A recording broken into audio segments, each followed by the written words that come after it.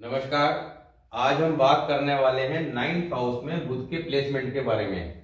Ninth house जो बुध के शत्रु ग्रह बृहस्पति का घर है, क्योंकि कालपुरुष कुंडली के हिसाब से यहाँ 9 नंबर की राशि लिखी गई है और इस घर के यानी कि 9 नंबर की राशि धनु राशि, इस घर के मालिक और कारक दोनों ही बृहस्पति देव हैं।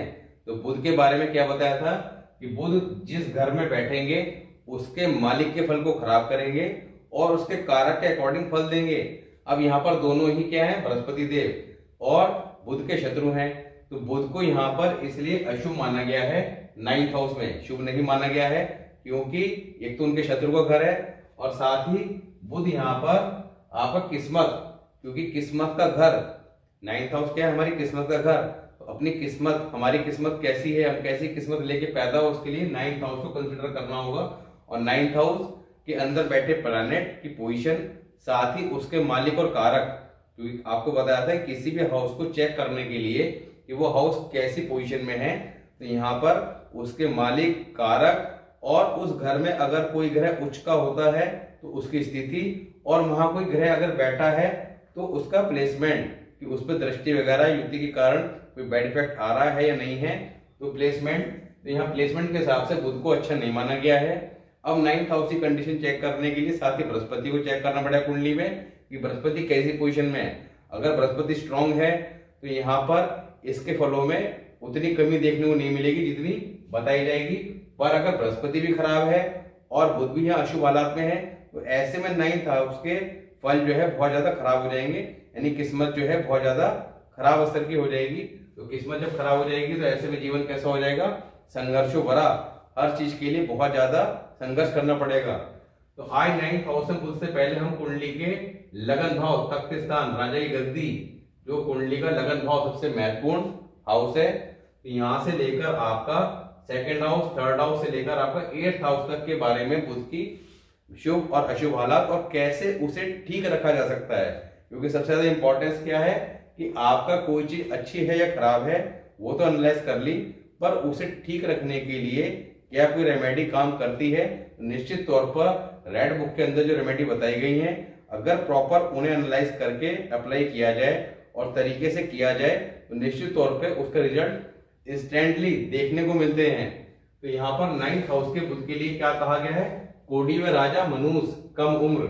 यहाँ पे अगर बुध अशुभ हालात में है, जनरली अशुभ ही माना गया है, इसी वजह से ये टाइटल दिया गया है कोडी में राजा मनुष कम उम्र, उम्र भी कम होगी और मनुष्य कहा गया है। अब यहाँ पे एक दो कंडीशन ऐसी है जिसमें हम नेक हालात यानी कि शुभ हालात के बारे में समझ सकते हैं। ज्यादातर जो इसकी डेफिनेशन है वो अशुभ हालात की है। अब शुभ हालात में क्या लिखा है, अगर यहाँ पर शुभ हालात में है बुध, तब अपने पेट के लिए रोटी मिले ना मिले मगर कबीले का पालन करता होगा, बुध का भेद खाना नंबर 11 की हालत पर होगा। ऐसा व्यक्ति के लिए कहा गया है कि वो खुद के लिए कुछ करे ना करे पर अपने परिवार, कबीला मीन्स परिवार के लिए जरूर समर्पित होगा, उनके लिए हर तरह से अच्छा कहा गया है। बुध का भेद मतलब बुध अच्छी हालत में है या खराब हालत में, इसके लिए खाना नंबर 11 के अंदर कोई ना कोई प्लैनेट होना जरूरी है। अगर 11 नंबर खाली है तो ऐसे में बुध को अशुभ माना गया है।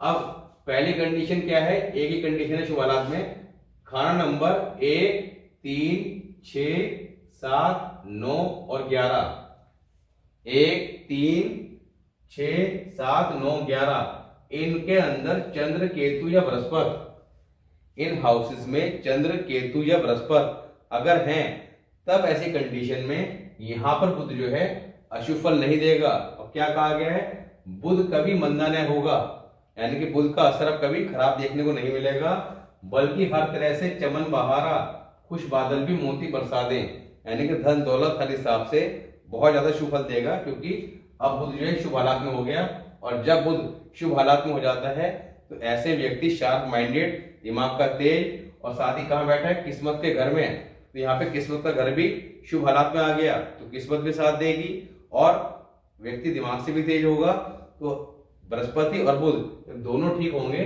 तो ऐसी कंडीशन में जीवन के अंदर ऐसे व्यक्ति ऊंचाइयों को प्राप्त अवश्य करता है।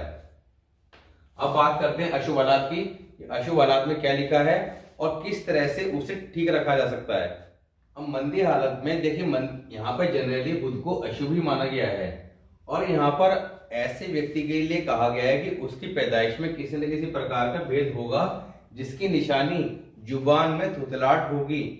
जिसके बुध यहाँ पर अशुभ हालत में होगा उसकी निशानी बताई गई है कि जुबान के अंदर थोड़ी सी थुथलाहट जो है वो देखने को अवश्य मिलेगी। और यहाँ पर कहा गया है कि अगर थुथलाहट बोलने वाला हो, यानी कि बुध अशुभ हालात में हो, तो ऐसे में बुध की 34 साल जो उम्र आएगी, 34 साल की उम्र है, बुध की आयु बताई गई है।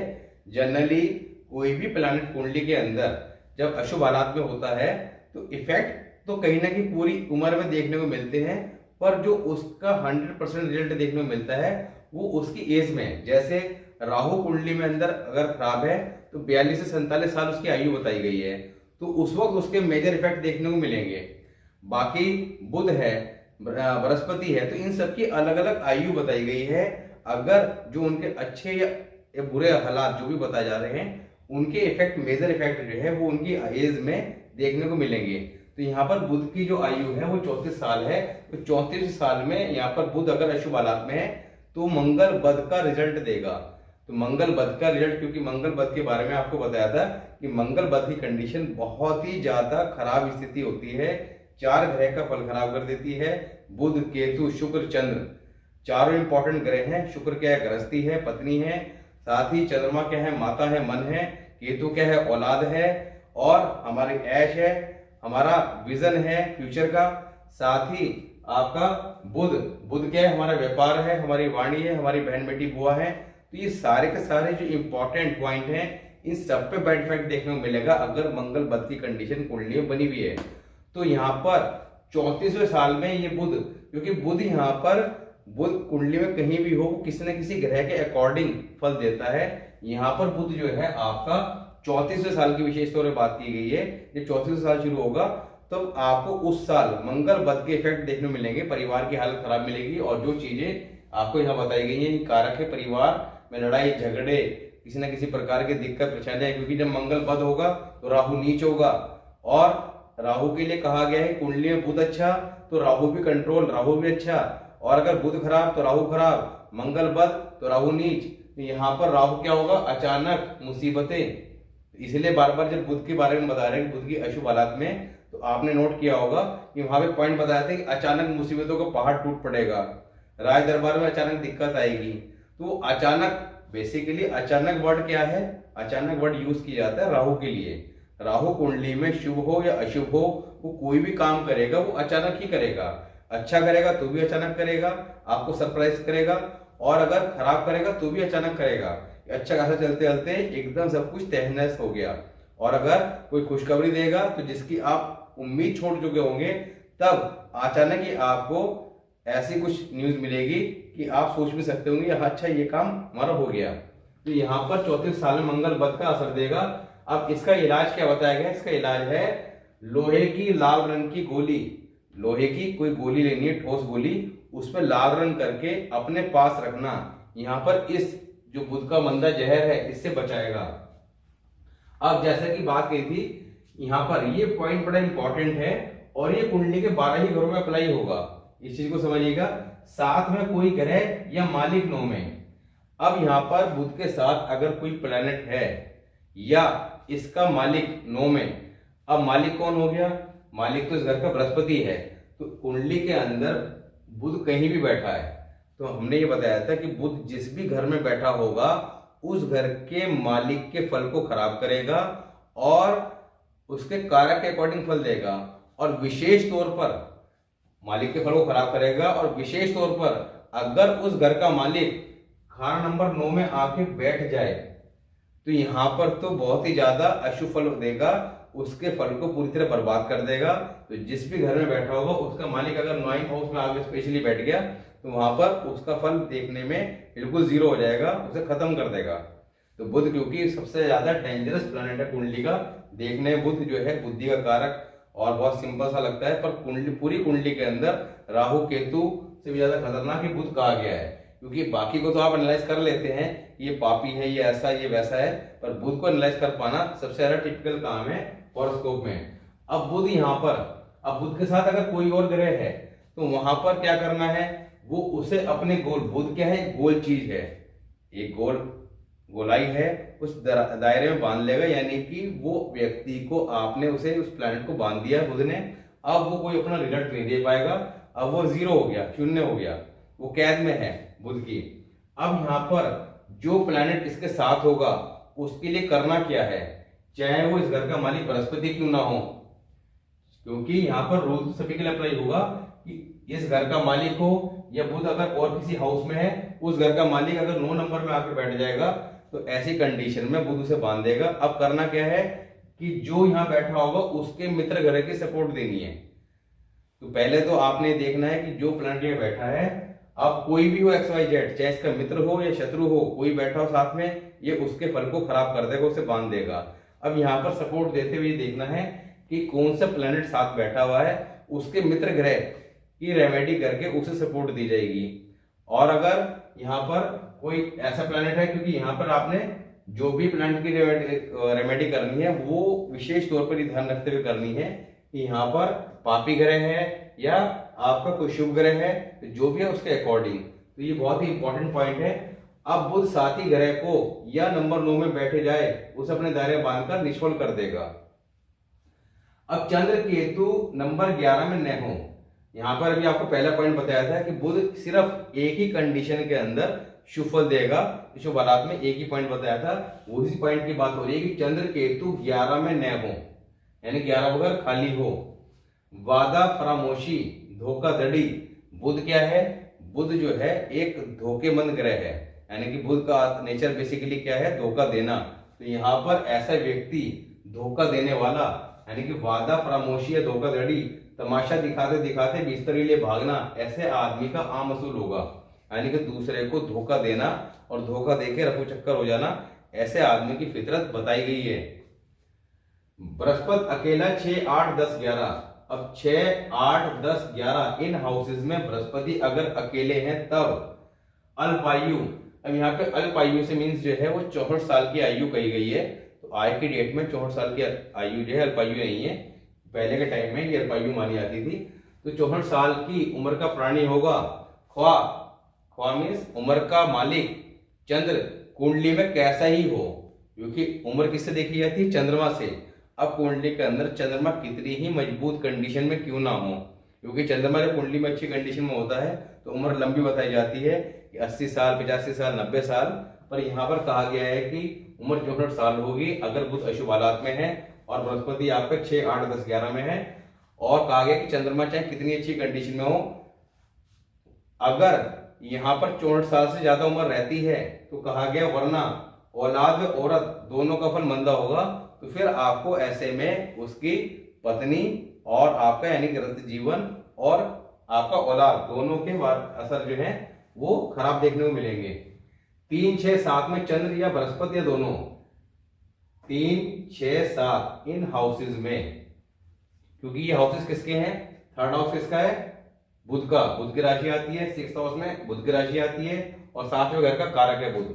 तो इनमें चंद्र बृहस्पति दोनों में से कोई एक या दोनों इकट्ठे भी हों तब उम्र तो लंबी जरूर होगी, मगर शादी व औलाद में खराबियां होंगी। अब नंबर 1 खाली, अगर लगन भाव में कोई ग्रह नहीं है, नंबर 1 खाली है, तब शरीर फसादी होगा, यानी कि शरीर से किसी न किसी प्रकार की दिक्कत परेशानी होगी। जन्म कुंडली में 9 का बुध वर्ष फल में 11वें घर में आ जाए। अब 9th हाउस में ये बुध जब है वर्ष फल के अंदर, हर प्लैनेट मूव करते रहते हैं हर साल, तो जब ये वर्ष फल के अंदर 11वें घर में आएगा तब ये मंदा असर ही देगा। यानी कि जिन सालों में आपने ध्यान रखना है अपने वर्ष फल में कि बुध 9th हाउस का 11वें घर में मूव करता है, तब ऐसे साल में आपने विशेष तौर पर उसकी रेमेडी करनी है, क्योंकि यहाँ पर उस साल में ये बहुत ज्यादा अशुभ असर देगा, उस साल बुध का मंदा फल देगा। ऐसे में यदि किसी साधु फकीर से कोई ताबीज यहाँ पर जिस साल बुध जो है, अगर 9th हाउस में अगर बुध है तब भी और 11वें घर में है तब भी, या 9th हाउस से 11वें घर में आ जाएगा जब वर्षफल में, तब उस कंडीशन में स्पेशली ध्यान रखना है कि किसी साधु फकीर से कोई ताबीज नहीं लेना है। अगर आपने वो ताबीज ले लिया तो ऐसे में ये बुध अपनी आयु क्या है 34 और उसका आता 17, तो 34 से 17 दिन के अंदर अंदर आपको बहुत ज्यादा मंद असर देगा, अपना जहर दिखा देगा। बुध 9th हाउस अकेला, अगर 9वें घर में बुध अकेला है तो कहा गया है कि बेवफा होगा, यानी कि शुभ माना ही नहीं गया है। अब यहाँ पर रेमेडी की बात करते हैं। देखिए यहाँ पे सबसे अच्छी रेमेडी तो उन्होंने बताई है कि नाक छेदन। नाक छेदन आपका ये नाक का जो सीरा है, जब बुध फर्स्ट हाउस का वीडियो बताया था तो उसमें बताया था कि हमारे शरीर का चेहरे का कौन सा अंग है, नाक का अगला हिस्सा। तो यहाँ पर नाक छेदन, और ये नाक छेदन कम से कम जो है आपका 96 घंटे कायम रहना चाहिए। तो नाक छेदन सबसे अच्छा उत्तम उपाय है। अगर ये नहीं कर सकते तो साथ ही आपने क्या करना है, दरिया के पानी से धोया पीला कपड़ा, जल्द, केसर, मुबालक। अब यहाँ पर दरिया का पानी, देखिए दरिया का पानी क्या है, घर में गंगा जल सभी के होता है, तो आपने पीला जर्द यानी कि केसरिया कलर का पीला कपड़ा आपने ले लेना है। अब उसके लिए आपने करना क्या है, आप एक काम कर सकते हैं कि आपने कॉटन का केसरिया कलर का कपड़ा खरीद लाना है और उसके रुमाल बनवा लीजिए, और रुमाल बनवा के उन रुमाल को आप यूज कीजिए। तो वो कपड़ा जब लेके हैं तो उससे पहले गंगा जल के छींटे मारिए, और उसके बाद जब उसको धो के हैंकी को आप यूज करें, तो जब भी आप इस्तेमाल करें तो गंगा जल के छींटे मार के उसे आपने पास रखिए। तो ये यहाँ पर बुध के अशुभ असर से आपका बचाव करता रहेगा। घर की तह जमीन में चांदी दबाना और चांदी धारण करना, यहाँ पर चांदी शरीर पर पहनना बहुत शुभ फल देगा। साथ ही घर की जमीन में चांदी दबाना इसके मंदे असर से बताएगा। खुम, खुम क्या है, मशरूम। खुम को क्या बोलते हैं, मशरूम। मशरूम जनरली सभी लोग जानते हैं, खाई जाती है, मार्केट में सब्जी की दुकान में मिलती है।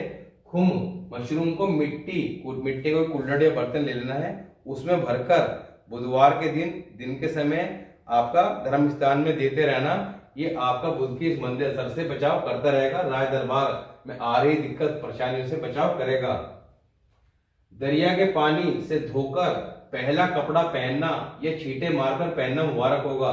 इस बात का अर्थ यह है कि जब भी आप कोई नया कपड़ा खरीद के लाएं तो कहा गया कि दरिया के पानी वही गंगा जल के छींटे मार लें, या तो इस गंगा जल से धोएं। तो धोना तो पॉसिबल नहीं होगा क्योंकि गंगा जल घर में थोड़ी मात्रा में होता है, तो उसके छींटे मारें और उसके बाद ही उस कपड़े को धारण करें। चंद्र 3, 5, 8, 9 में हो तो खुद में खुद बचाव होता रहेगा। चंद्रमा अगर कुंडली के तीसरे घर, 5वें घर, 8वें घर, 9वें घर में है तो यहाँ पर, क्योंकि यहाँ 3rd हाउस 5th हाउस से दृष्टि जाएगी तो बचाव होता रहेगा खुद पे खुद ही। तो यहाँ पर चंद्रमा अगर इन हाउसेज में नहीं है तो यहाँ पर आपको एक चीज बताई गई है कि चांदी धारण करना, तो चांदी का कड़ा पहन सकते हैं। चांदी का कड़ा पहनने से क्या होगा, चंद्रमा का असर कहाँ जाएगा, 3rd हाउस में, क्योंकि कलई क्या है हमारा तीसरा घर। 3rd हाउस में आपने चंद्रमा की कारक चीज को धारण कर लिया, तो चांदी का कड़ा पहनना बड़ा शुभ असर देगा, तो आप चांदी का कड़ा पहन सकते हो। साथ ही तो आज हमने बात करी बुध 9th हाउस की शुभ और अशुभ हालत के बारे में। अब नेक्स्ट वीडियो में बात करेंगे आपका 10th हाउस। 10th हाउस क्या है, हमारा कैरियर का घर, काम धंधे का घर। वहां पे बुध किस तरह का शुभ असर देंगे, क्योंकि 10th हाउस किसका है, शनि का। अब इस घर के कारक और मालिक दोनों कौन है, शनिदेव। पर बुध क्या है, एक धोखेबाज ग्रह।